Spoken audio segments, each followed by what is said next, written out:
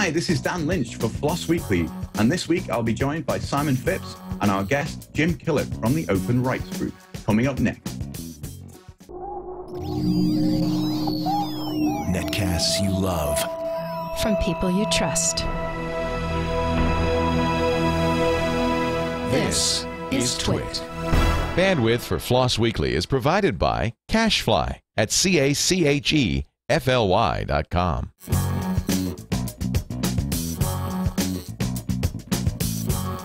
This is FLOSS Weekly, episode 192, recorded 23rd of November 2011, Open Rights Group.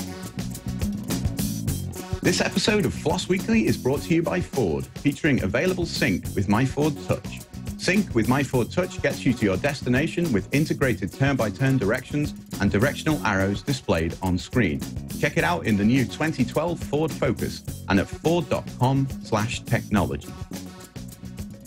Hello and welcome to another FLOSS Weekly, the show about free Libre open source software. As you may be able to tell, I'm not your regular host, Randall Schwartz. It's another British takeover, as I'm joined by Simon Phipps, who's in London. Simon, how are you doing? I'm doing pretty well, thank you, Dan. I'm here at the offices of the Open Rights Group in London, where I've come out and captured our guest, Jim Killock, who I'll bring on in a moment.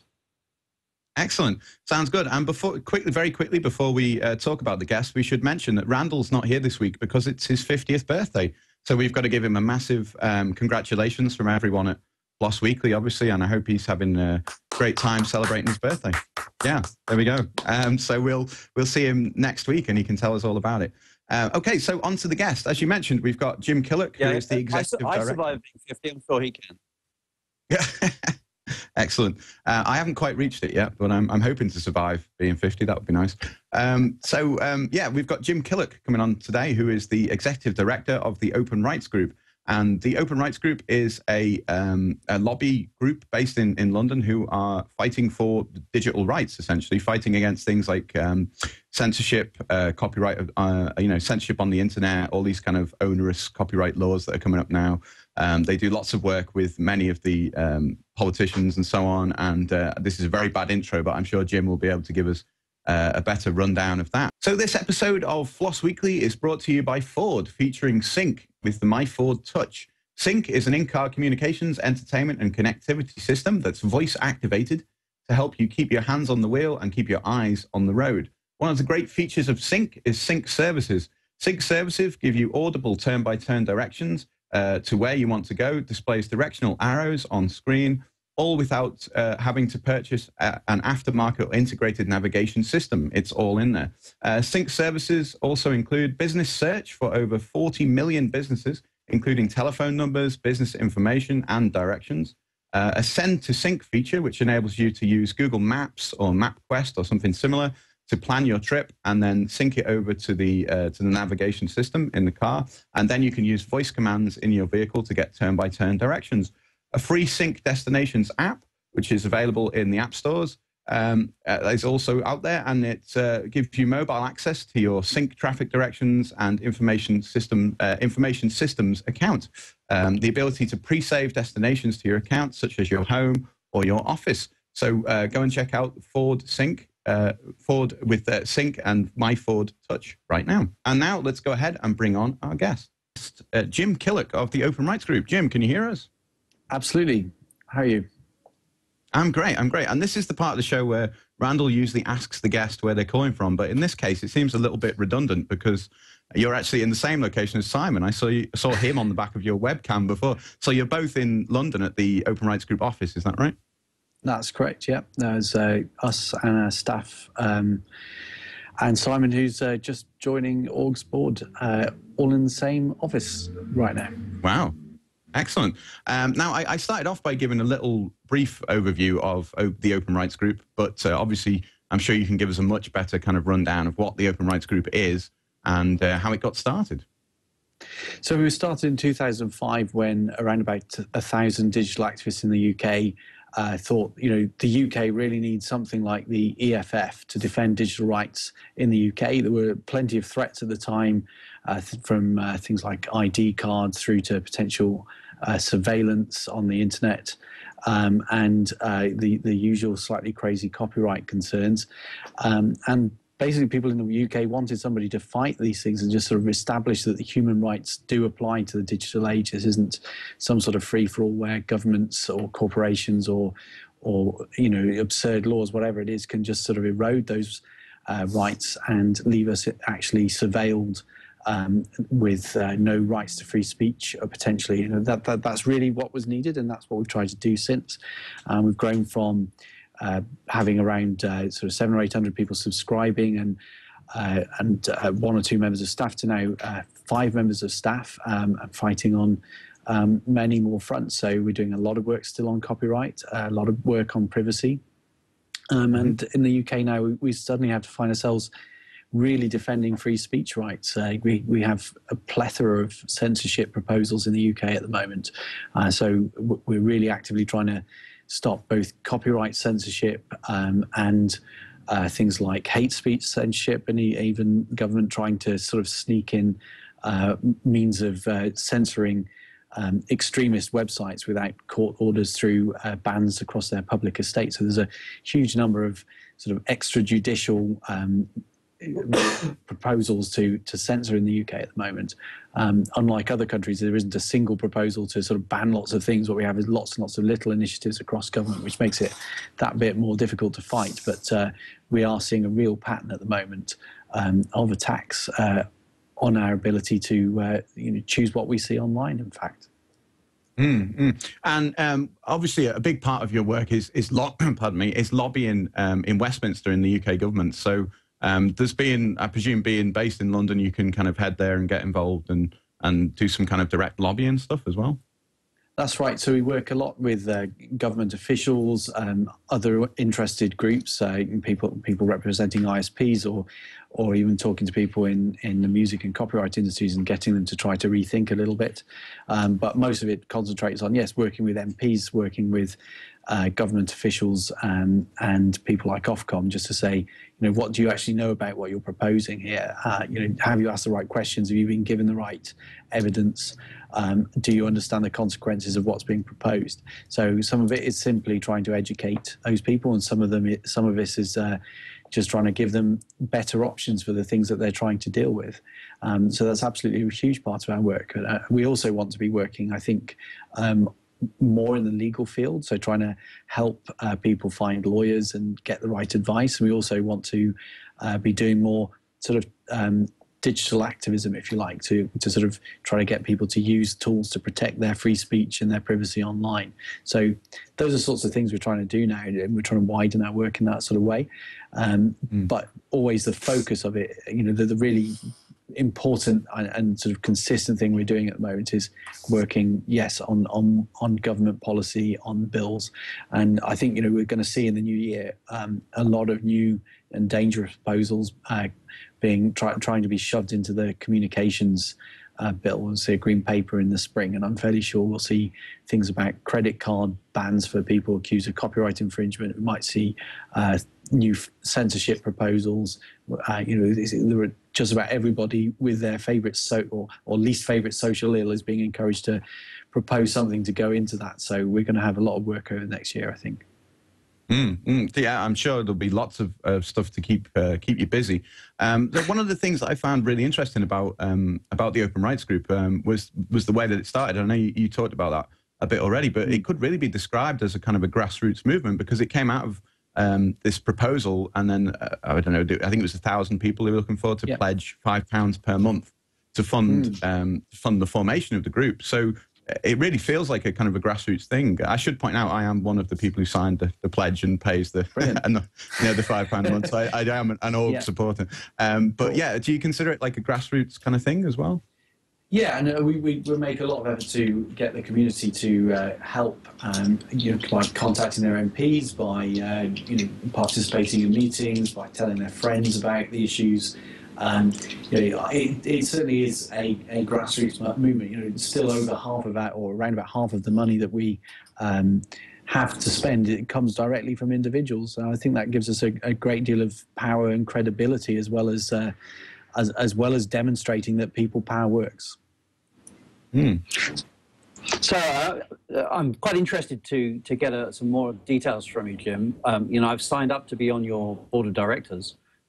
Could you tell me something about the governance of this organisation? Is it who runs it? Who gets to call the shots? Well, ultimately you do. The board of directors. So it's all your fault now, Simon. The board of directors is responsible for the governance and make sure that we're well run, that we are expanding and trying to have more capacity and being able to influence policy more. And we have an extremely strong advisory council as well, which helps us form policy, work out what the really concerning things are and what we need to be dealing with. And that includes all kinds of experts that many of whom will be very familiar to FLOSS Weekly viewers. I mean, people like Alan Cox, who's been involved in development of Linux kernel, through to people like Cory Doctorow, sci-fi author and journalist, and many people, other people that you might know, people like Danny O'Brien, who worked for many years at EFF, and currently works on free speech issues. So, there's a big range of people there who are really telling us about what to be looking out for over the next sort of 2 to 5 or 10 years even, and what we should be really trying to make sure government knows and understands, and exactly how it is that we defend our rights, if you like, and what it is that we need to ask for. We also have a team of legal advisors at Org Law who do similar work, and occasionally we also refer individuals who've got sort of digital rights issues, copyright concerns, privacy issues, defamation, and so on. So we sort of pass on people to sort of our legal volunteers on occasion, when people are affected very, very directly. So there's all of that. And then we also have, as I mentioned, a team of staff who are working on these issues day to day as well. So I see you do have a charming staff. The viewers can't actually see them around us, but they're all very politely trying to ignore the conversation that we're having with each other through a studio in California. So do you want to just say a little bit about your staff? Try not to embarrass them too much. Yeah, so where Simon is sat is normally working Javier Ruiz, who works on open data. He's not here today because he's just become a dad, and he's been campaigning to sort of make sure that the government does the right thing with open data and actually gives us information, the sort of core information like maps and weather data, so that we can analyse and understand the rest of what government does using that core information. Peter Bradwell, who's sat to my left, works full-time on copyright issues and free speech concerns, the censorship campaigns, and is really building an expertise around exactly what we need to change in copyright law, and is pushing for things like parody exceptions, pushing against the Digital Economy Act implementation, and as I say, working on the sort of plethora of censorship proposals that we're currently seeing.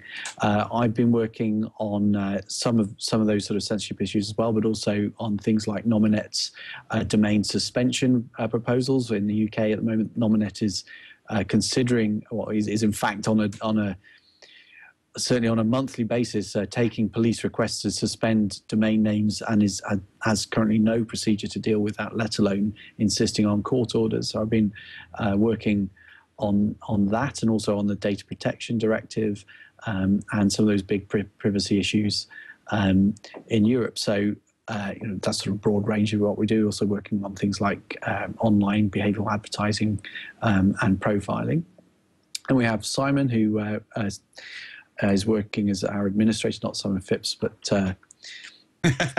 Simon to my right. And we have Nishma, who is working as our sort of community organizer, and is running meetings every month in London at the moment to sort of get our community engaged and really sort of get that sort of activist base sort of doing neat things to campaign and to influence policy and just let everyone know about the issues at hand. So then we also have just hired Lee, who's in the corner, and Lee is working on sort of technical activism. So we're hoping to be doing things like helping to promote Tor in the UK and help org supporters implement Tor nodes, things like that. And again, might well be helping us with things like helping users to find their cookie information. If you want to find out about stuff, then just go to openrightsgroup.org/our work, and you'll see a link to our staff page on that page. You can sort of see sort of potted biogs, what people have done before they came to org and all the great things they've been responsible for down the years. So that's a huge amount of work, but you have a very small number of people working on. So do you want to tell us about some notable wins that you've had over the really? I was quite surprised how short a time Open Rights Group has existed. I have to look at the screen and not at you. I've been surprised by just how short a time Open Rights Group has existed, and I know that you've had some good successes in that time. Do you want to tell us about some of them? So I guess the sort of really big things that I think we've done in the last few years. I mean, we sort of in the first sort of 6 months or a year that I was here, we were running a big campaign against the company Fawn, who were attempting to intercept people's traffic at an ISP level. British Telecom and people like that were trying to use Fawn as a technology to profile their users by reading their internet traffic, and then they were going to use that profiling information to sell advertising. A pretty despicable thing to do, really, and very dangerous, and certainly breaking laws. So we campaigned against that and quite successfully engaged both the European Commission and then major companies to sort of object to Fawn, and we pretty much, alongside other campaigners, pretty much stopped that from being commercially viable in the UK, and they left. They're busy trying to do the same thing in sort of Asia and Brazil at the moment. So they haven't gone away, but they're certainly not working here. Then we didn't manage to win, but we delayed copyright term extension in Europe for a couple of years as a result of the work we did. And perhaps a bit more, sort of decisively stopped e-voting from raising its head in the UK. We spent a couple of years working on that, and although there's a little bit of e-counting going on, which we'll be working on next year, we really did manage to demonstrate that getting black box computers to do election counting was a pretty dangerous proposition, and it was really very, very difficult to stop from being abused. And it was really more or less impossible to verify that the election results using e-voting were valid. So we managed to show that and show how expensive it was, and pretty much killed that dead a couple of years back. More recently, the really big thing we've been working on has been a combination of trying to push for copyright reform, actually get things like format shifting, which is currently not legal in the UK, and pushing for things like parody and the sort of copyright flexibility we all need in the digital age. We've been pushing on that. And that we pushed at the same time as trying to attack the Digital Economy Act and the big enforcement measures. And I think we've had some success there. And the UK may well start actually implementing those sorts of flexibilities, and that will be at least in part down to our work. Equally importantly, I think we have really managed to damage the Digital Economy Act's reputation. Now, we haven't stopped the Digital Economy Act. You don't always get everything you want, but what we have done is demonstrate that it is sheer madness, that it is going to cause more trouble than it possibly could be worth, that people are going to object to it from start to finish, and we've also sort of managed in that to show exactly how bad the evidence was and how manipulated politicians have been over this. A week or two ago, I was speaking to a parliamentary committee, and I was using some evidence that Peter, I was mentioning, I'm working on copyright, sort of exposed, exactly how bad their analysis had been. And as it goes, the Digital Economy Act was based around the idea that £400 million worth of damage was being done to copyright industries, and we showed that even that figure has never been analysed, even by government. We didn't know this at the time. We knew that the methodologies had been kept secret from the public, but we assumed they had at least shown them to government. That appears not to be the case. So the government wasn't shown these analyses either. So basically, government just took this entirely on trust. On the trust of the people who wanted the policy and had the most to benefit. I mean, you'd think that was pretty unwise, but that is exactly what happened. And now we have that admitted by government officials who said, apologized for this and said that they were just having to, make bricks with the best available straw. So there we have it, straw bricks for a digital world. That is government. That's a straw, yeah.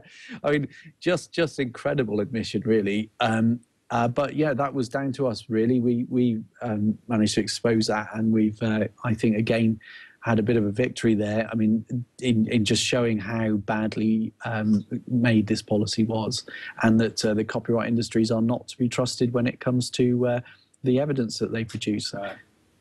So we've got quite a few Americans in the chat room who are asking questions about US laws over there. I know that one of the campaigns that you're working on at the moment involves domain suspensions. Do you have any views about why we're seeing these domain suspension laws showing up in the US at the moment, and why suddenly it seems to become a topic in all of the different venues that you watch around the world? What is it? Is it something in the air or something in the water that makes legislators in every country suddenly decide that they're interested in domain suspension all at the same time? What's going on there, Jim?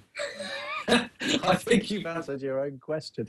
I mean, the truth of it is that copyright lobbyists particularly are great at getting a good idea or a very bad idea and then pushing it simultaneously in every possible avenue that they can.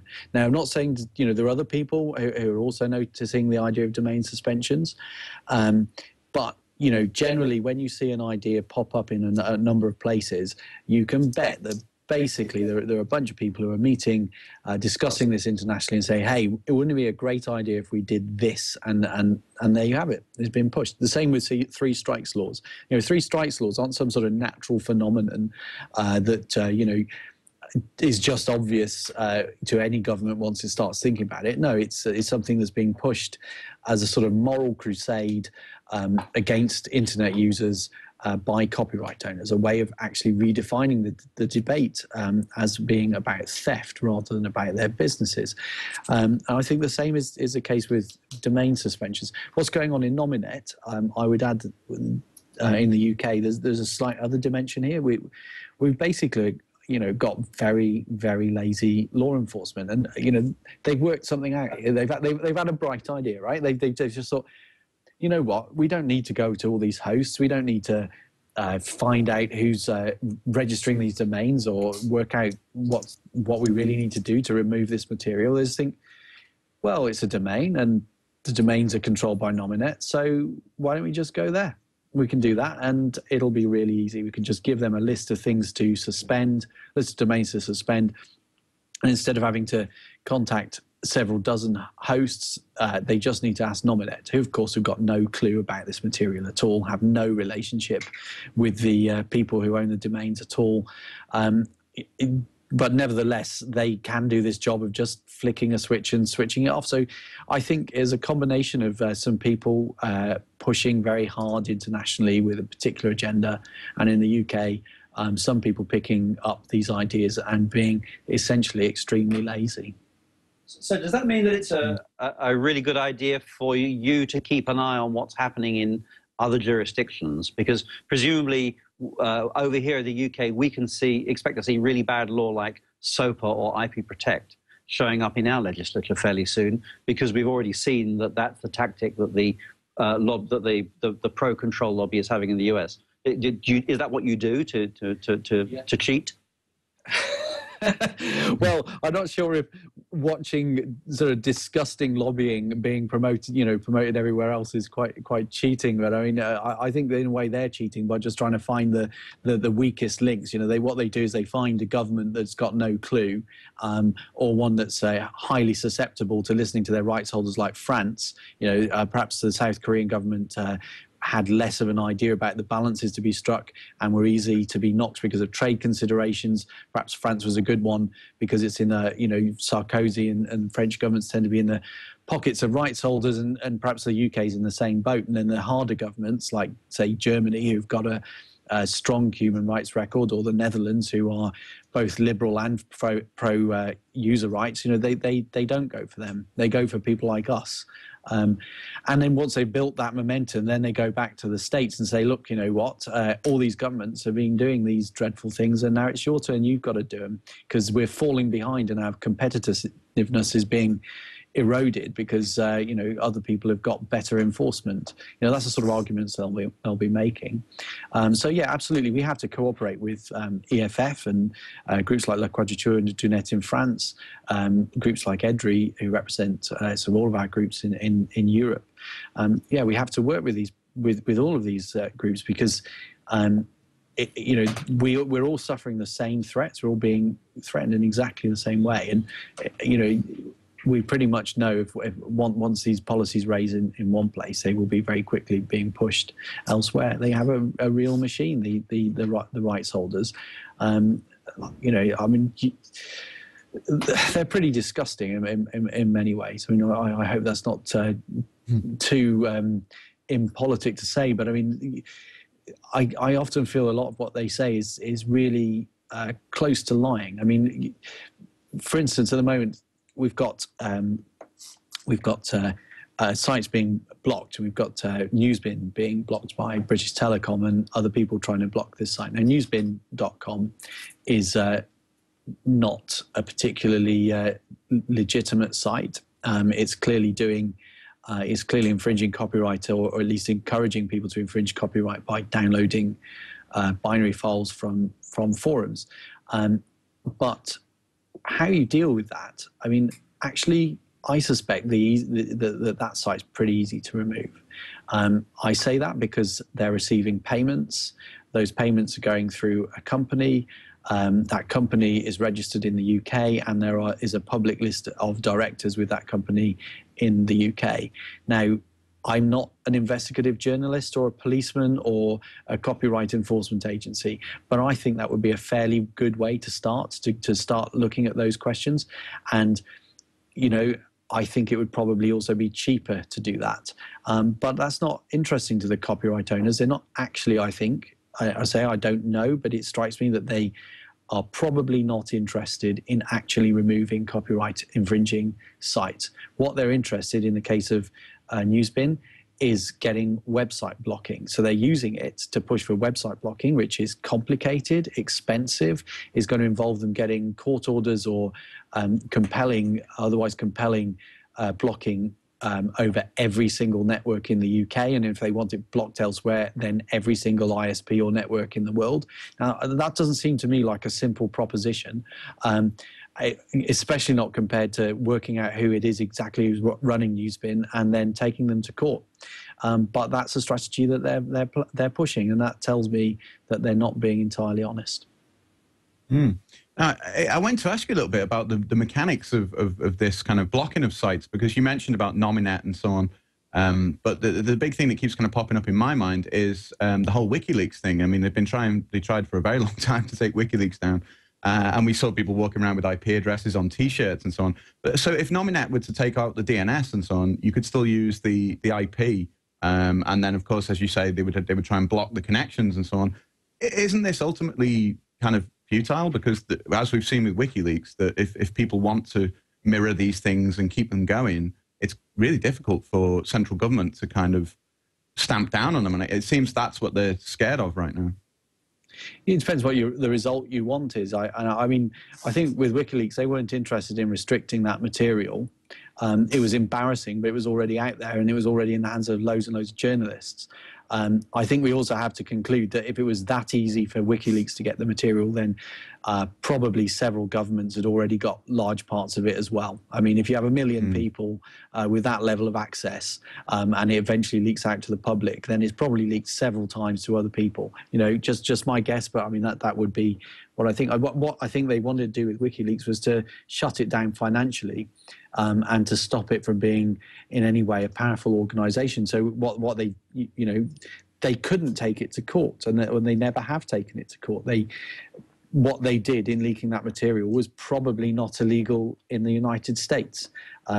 Leaking it itself, that's to say the person who took the material from the United States government systems and gave it to WikiLeaks, that person probably has broken the law, you know. But the person doing the publishing in the United States is generally not thought to be breaking the law doing that. So, you know, different jurisdictions have different attitudes to this, but that is pretty much how the US has viewed it. So if in that case, you know, you're not interested in taking WikiLeaks to court or showing that they're a dangerous or bad organization. What you're interested in doing is removing their power. So what they did was to attack their ability to fund themselves and to, you know, yes, also to, you know, the domain thing was another thing that they attacked, you know, again, probably through private measures. But I mean, to my mind, what happened there was just sheer lawlessness, and not from WikiLeaks, but from the government. You know, the government decided to behave like some sort of Wild West corrupt sheriff and just go around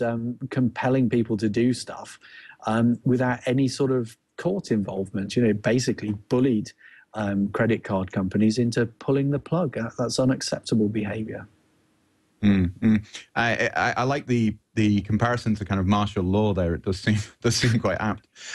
So people in the IRC are asking, some of the American viewers and listeners are asking what Nominet is, because they're not really sure. So it's the domain name registrar. Is that a good description, do you think? That's right. So, well, it's the registry. So it's the .uk sort of registry. So they then allow people to resell .co.uk or .org.uk domains, and they decide what UK domains are going to look like. So they're sort of a public interest company. They you know, they're the UK organisation delegated from ICANN, if you like, to do this work.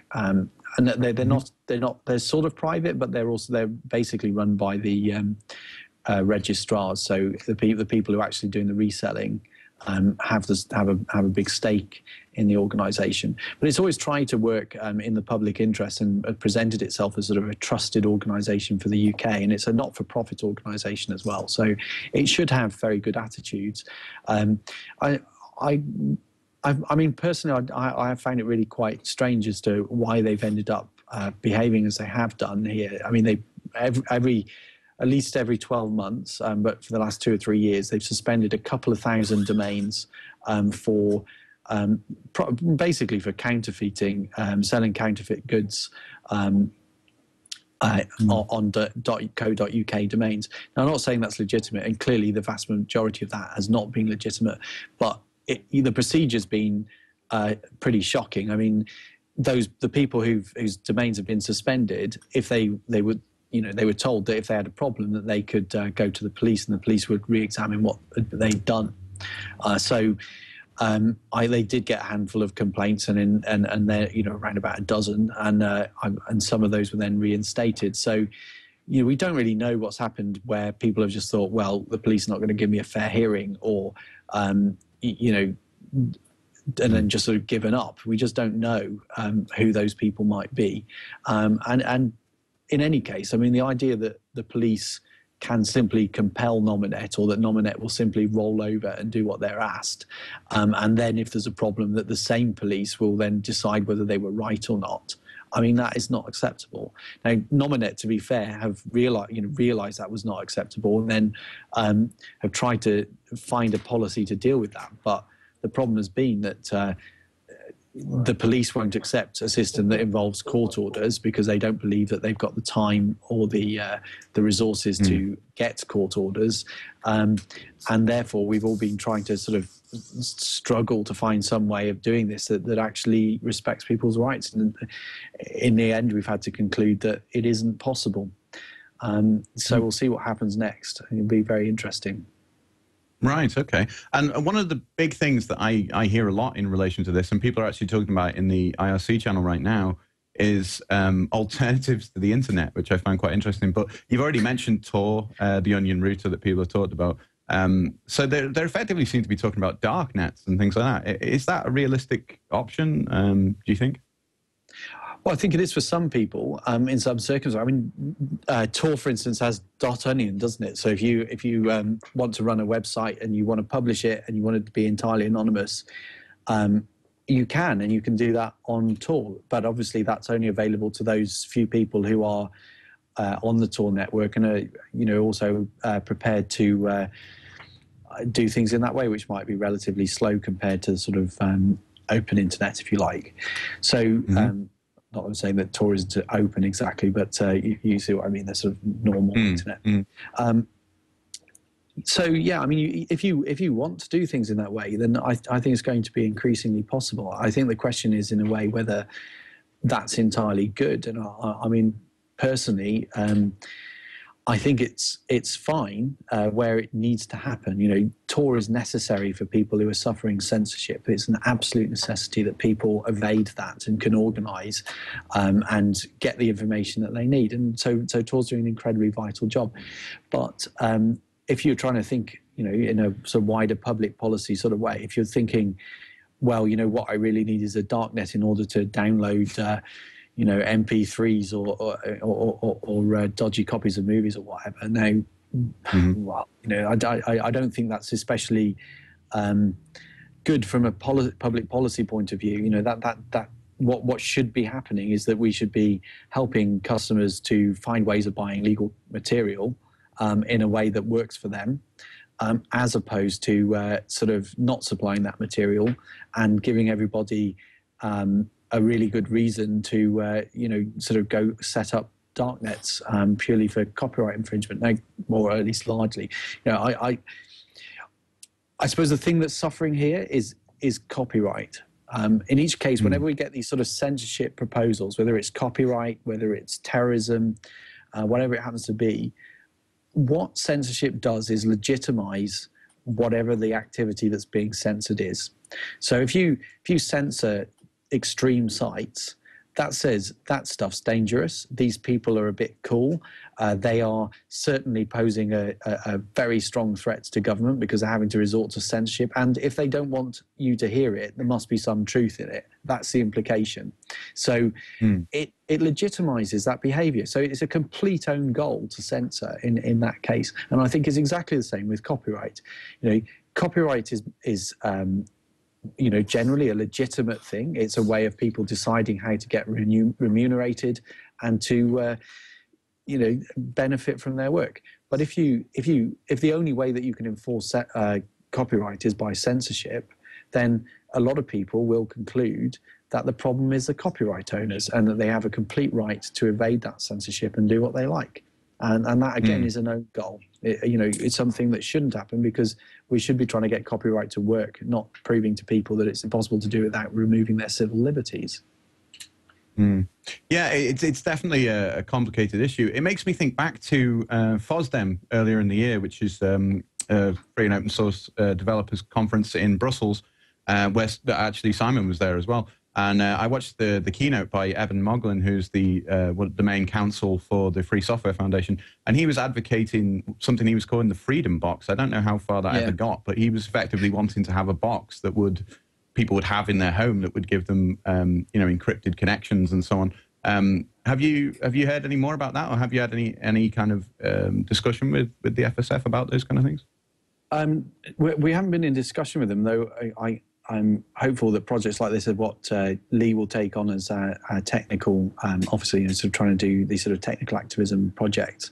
I think that's what that's a really strong demonstration, I think, is that firstly, the analysis that Evan Moglin has is really powerful. It's about you controlling your information, you controlling your privacy, you controlling how you share your information. So, in a way that the Freedom Box is saying that you want to do this in quite a physical way. It's not just about the laws and the rights. There's also a sort of physicality to how you might express and defend your rights. I think that's really, really powerful, very, very interesting.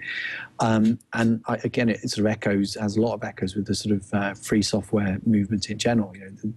As saying essentially what you need is to be able to control and do what you need to do and what you would like to do with the information that you are using, the software itself.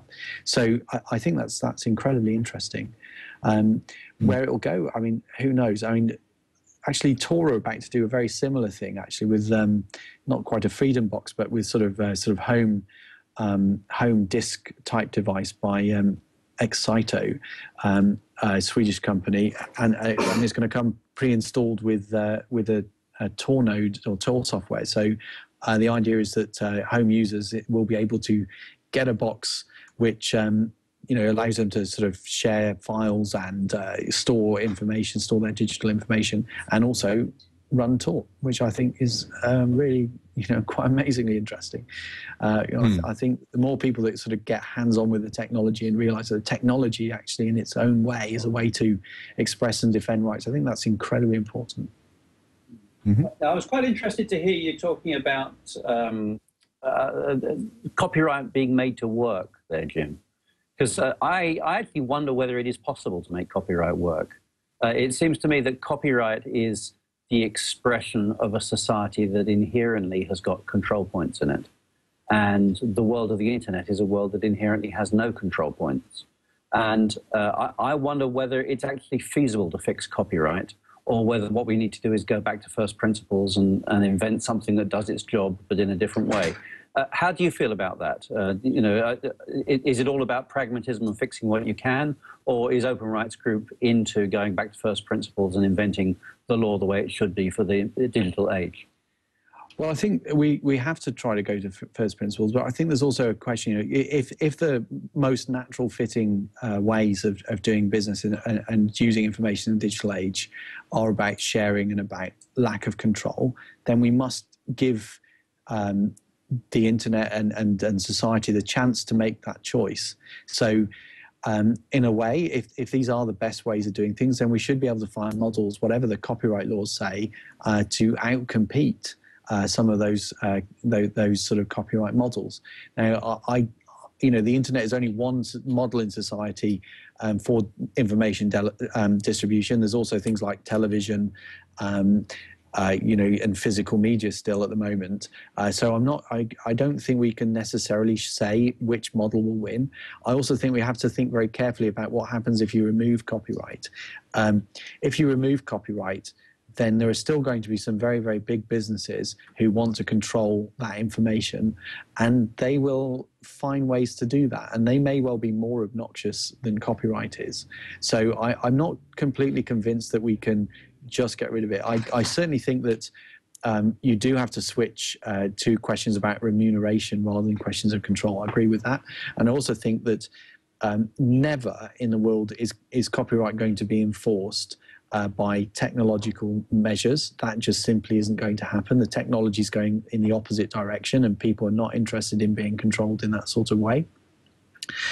And I think that in a way, the way that if copyright is going to work, and I agree there are some questions about its suitability, but if it is going to work, it's going to do it through consent. People are going to think this is a reasonable way for me to get the video or the music that I want, and I'm prepared to pay for it in this sort of way. And it's up to companies to do that. They need to show that and make that happen. And I personally think that they've got a reasonable chance of doing that a lot of the time. I mean, I think people are fine with paying for things. I don't think people really have a problem with that. I mean, I agree with you on a theoretical level. Copyright is not the greatest fit with information free-flowing sort of society, and we should find ways to do it better than copyright implies.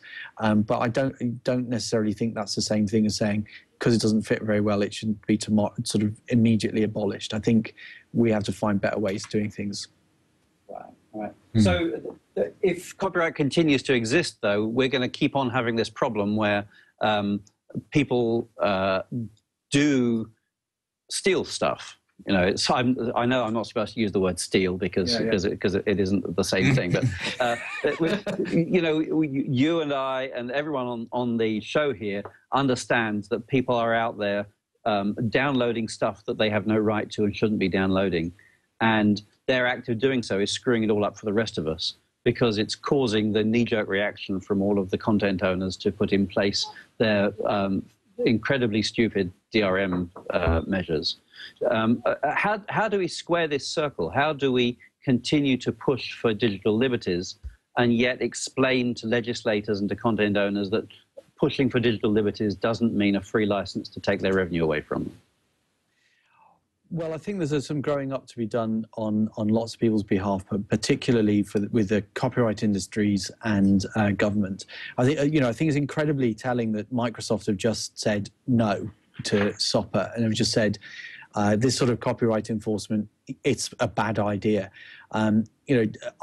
Nearly every large company in the internet space has intellectual property and copyrights.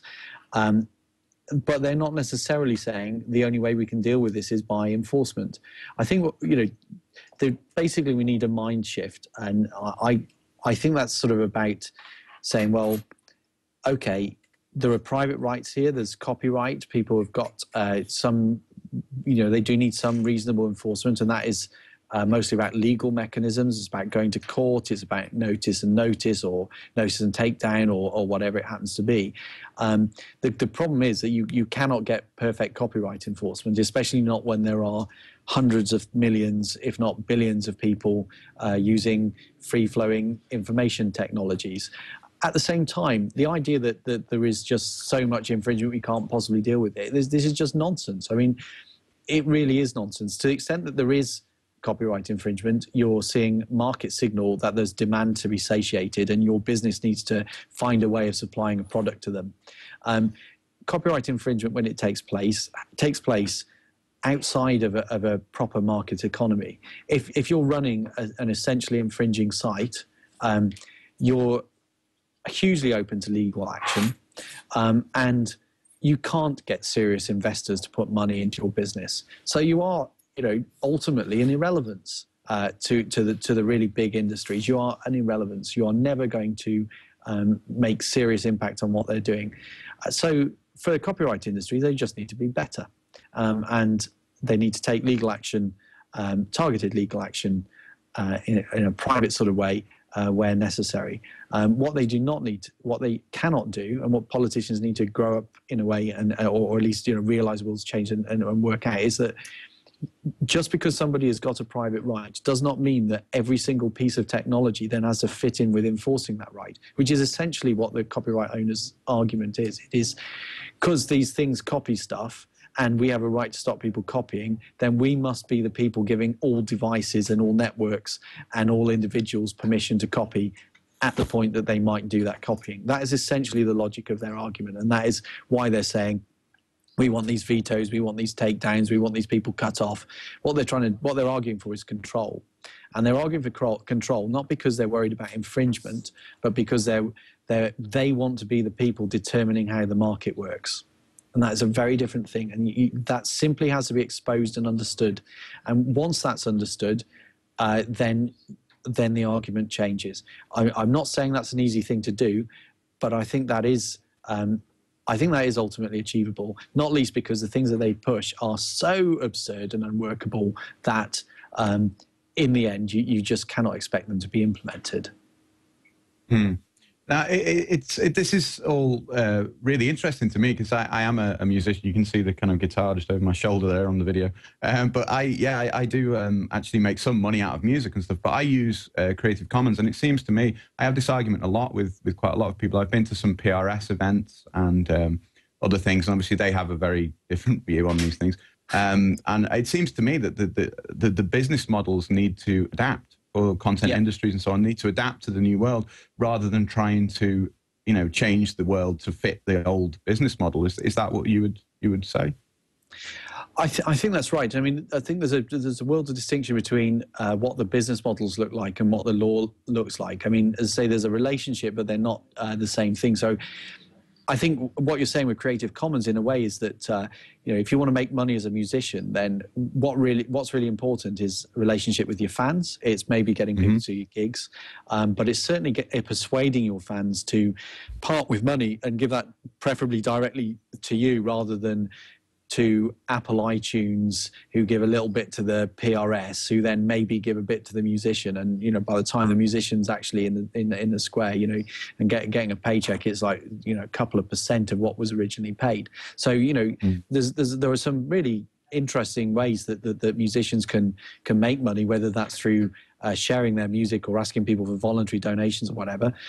However, that is not the same thing, I think, as sort of, do you change copyright to fit that? It can still remain your choice about how you choose to license your work and how you choose to relate to your fans.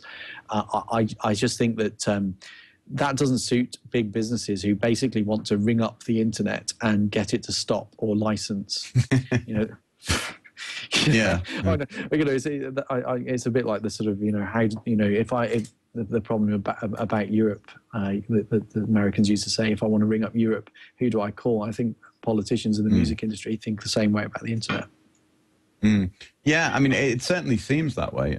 So, I mean, there are a lot of bodies, different kind of lobbying groups within the music industry as well. We got UK Music, we got Featured Artists Coalition and all that kind of stuff. Do you kind of talk to them, and do you have any interaction with those kind of people? Yeah, I think I mean, the Featured Artists Coalition is very interesting. I think they've brought something new to the debate. I think that the smallest musicians, sort of the sort of musicians who are making money as individuals, many of whom are thriving because of the internet, actually. I mean, people like Steve Lawson, Solar Bass Steve on Twitter, his argument is that his entire business has been changed, and he can actually make a living as a musician in a way that he couldn't have done before the internet. And I think that's very true for a lot of individuals and sort of small bands and so on. I think there's a sort of thriving group of people there whose voices need to be heard. PRS, UK Music, we do deal with them. Peter meets with them quite regularly. And, certainly we do want to have a dialogue with those people. At the same time, we're not here to dictate to the music industry how they should do business, or tell them that their rights have all got to go away or anything like that. It really isn't our business. Our business is to say, well, copyright is something which needs to fit in a sane way with other parts of industry and the interests of society at large. And it is simply not acceptable to take copyright as the sort of most important factor when you're trying to work out how it is that society communicates. It's like, well, I don't know, it's like trying to run roads policy around the problem of litter. Yeah, it's definitely a complicated thing. It seems to me that I know we've kind of covered this already, but it seems to me there are a lot of people, certainly within a lot of the content industries and so on, as you say, that they still haven't quite got to grips with what the internet is and how it works and all that kind of stuff. And something I found interesting recently, this is obviously, I don't want to skew this too much towards music and musicians discussions. I think that kind of betrays my personal interests. But I noticed just recently, in fact, that EMI have now been bought out. So we've gone from having 4 major record labels in the world to 3, big major record labels. And it seems that we'd be better served, certainly speaking from a musician's point of view, by kind of independent labels and doing things directly, as you say, like people like Steve Lawson are doing, and Jonathan Colton and people like that. It'd be really good to see kind of a move to those kind of things as well. So I wanted to ask, actually, this is a slightly more kind of philosophical question, but this is one that comes up a lot for me. People say, we've talked about privacy and censorship and so on, and of course the classic argument you hear from people who are in favor of privacy and censorship is, if you haven't got anything to hide, then it doesn't matter. You don't need privacy because you're not doing anything wrong. You've got nothing to hide. How do you kind of effectively counter that? If you've got any kind of secret nuggets of wisdom, I'd be grateful for them. Well, I mean, firstly, I think the first question is, if you really have got nothing to hide, then you've probably led a pretty boring life. And the second thing I would say is, of course it depends on the context, I think, but also I think privacy is we shouldn't think about this as a sort of absolute question about privacy exactly. It's about controlling information and about the power balance you have with other entities. And, if if a company or the government is amassing information on you, then it has the potential to interfere and make decisions about you in a way that may not be in your interest. Basically, in a way, this is an argument about transparency, right? Does a government want all citizens to be transparent to it, or do we want government to be transparent to us? And which is in our interest? If you are, I mean, if you want to think about why privacy matters, probably the thing to think about most is your credit record. Now, you're compelled by banks and other people to give that information and share that information, when you've not paid bills, what you've earned, what you've paid back off loans, how well you did with that. They want all that information because they want to make judgments about what they might lend you in the future. Now, whatever the legitimacy of that, they are depriving you of your privacy in order to make very, very important judgments about you in the future. Now, as I understand it, in the States, that can mean that you, for instance, might not get certain jobs, because your credit rating is not considered acceptable for certain sorts of employment. In the UK, that could certainly determine where you live, or perhaps even make you homeless if you're incredibly unlucky. So that shows what information can do to you in a certain situation. If you start applying that to other sorts of situation, your medical history perhaps, or your ability to therefore get insurance in certain circumstances, then you start to realize that actually your privacy, even around some fairly basic information, might be pretty important to you. And again, you start thinking about how government might misuse that. I mean, so there are some really basic things like what happens if my internet history gets exposed to the government, or if it's compelled, if in a divorce case that's revealing that is compelled. There's sort of basic things like that where you do see harms from time to time, but they're a little bit exceptional. Then you have the slightly less exceptional but incredibly disturbing things like what happened with ACS law and where the information they had about alleged downloads of pornography was then sort of spilled out into the internet, and several thousand people had essentially their sexual preferences or alleged sexual preferences sort of distributed across the net. There are cases like that, and then there's just this simple thing about informational balance. Do you really want all this information held by companies and then essentially used against you? So now, one important question to ask, I think. One important question to ask, I think, Jim, is this is FLOSS Weekly. Yeah. And some of the folk in the IRC chat room have said this is a very unusual FLOSS Weekly because there have been very few method calls or API invocations discussed this week. Now, looking at the banner behind you, I see that open source is one of the issues that the Open Rights Group covers. What is your position on open source? Well, for a start, I think it's actually one of the inspirations behind groups like the Open Rights Group. What open source is a demonstration that by sharing information, by collaborating, we can actually do, being open about that information, we can actually be better than some of the sort of closed, entirely proprietary models. So it's an inspiration in information sharing and the power behind it, and a really important counterpoint to some of the controlling instincts of some sort of copyright groups. Beyond that, I think, as I say, there's a basic question and interest there about the power of information and the ability of people to do more when they control that information. I mean, you take privacy, for instance. I mean, if you're worried about privacy, it seems to me that open source technologies and open standards, and that sort of combination of factors is actually really important potentially in protecting your privacy. Or you think of things like free speech and Tor. Would it be even realistic to have a project like Tor without open source, without people understanding that. Or again, things like, sort of encryption technologies. Again, if you're not prepared to be open about the sort of encryption tools and standards that you're using and the way that you're doing that, can you really guarantee or make serious judgments about privacy? So for me, there's quite an intense relationship between open source and the ability to see and use information as we like, and the rights that we expect in a digital age. Yeah, I mean, it's definitely a key thing, and I know you use a lot of open source solutions in the technical to support what you do there. I'm afraid that the clock is ticking, and we're going to have to wrap it up, I'm afraid, Jim. But I'm sure we could talk about this for hours. I thought we should kind of finish off by talking about how people can. Obviously, people based in the UK maybe can get involved and support ORG and all that kind of stuff. So can you give us a bit of that kind of pitch, if you like?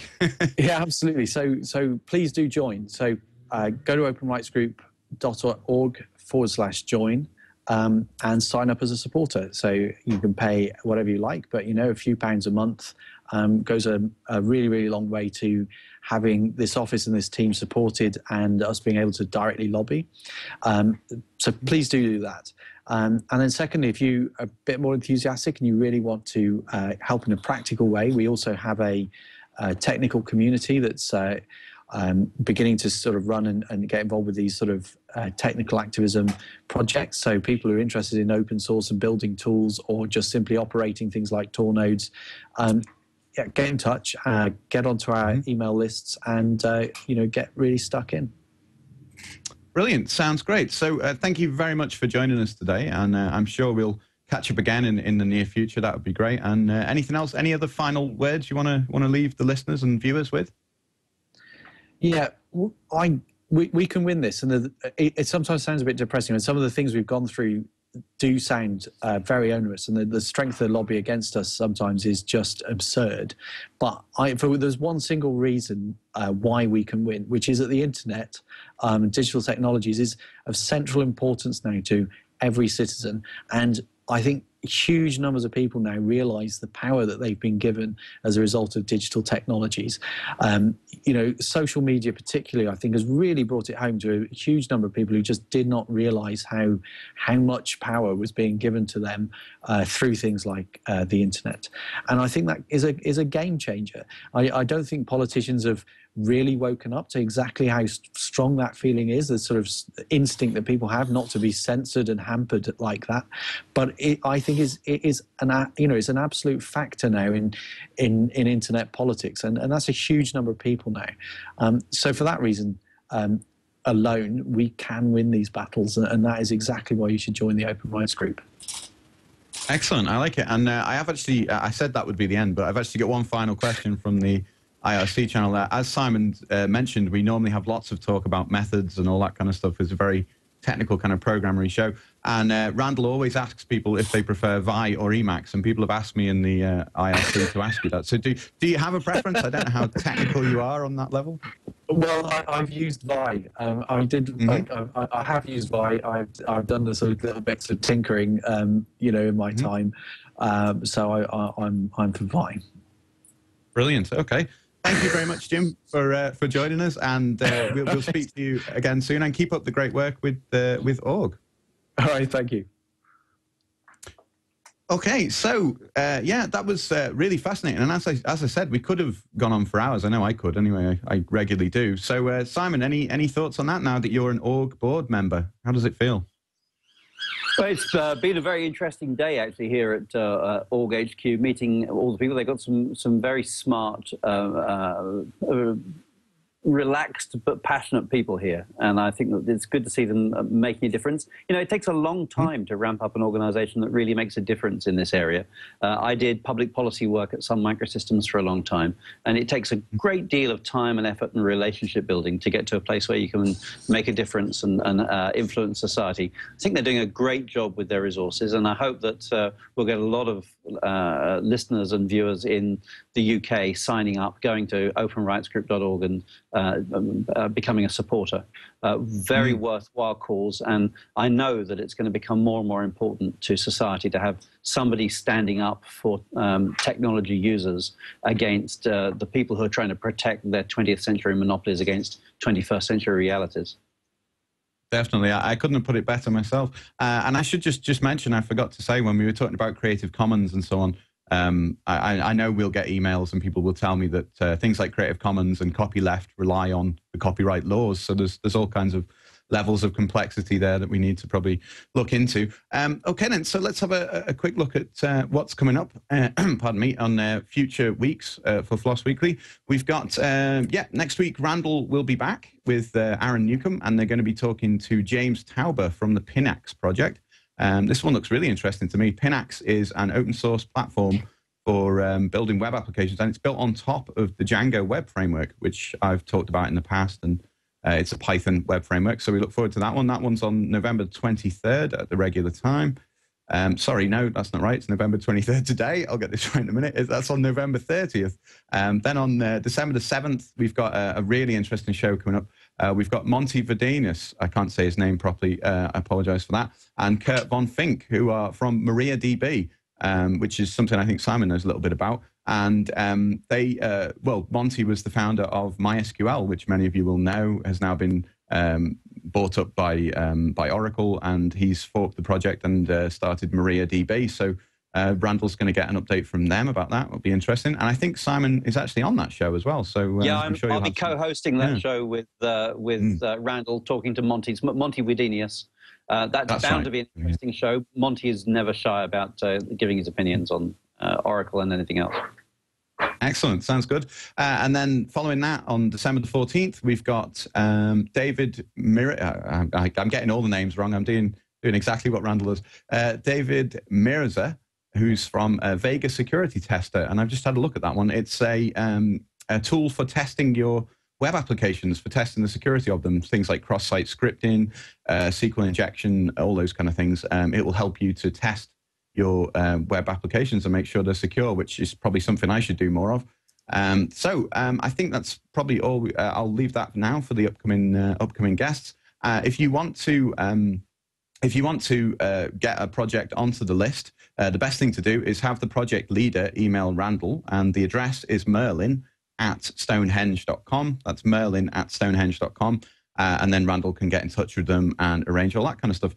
Okay, then. So let's move on to where you can find me. So if you want to find me, you can find me at danlynch.org, and all of my links and stuff are on there. Simon, what's coming up for you, and where's the best place for people to find you? So I'll do Simon's plug for him. Unfortunately, he seems to have dropped off.